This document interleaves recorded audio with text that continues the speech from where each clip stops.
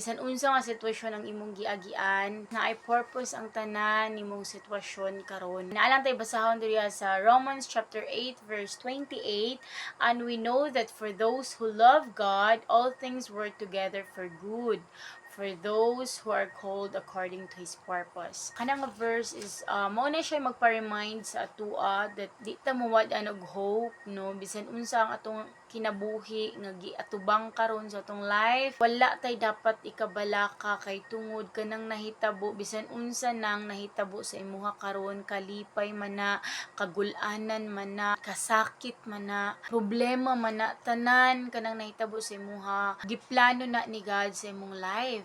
Yes, naa siya'y plano anang tanan, naa siya'y purpose ana. Kana gani moagi ka sa mga pagsubok ba, pagsulay sa kinabuhi nga mura gani kag mahadlok. Gusto ni God nga ma-overcome nimo ang imong fear. Kanang dili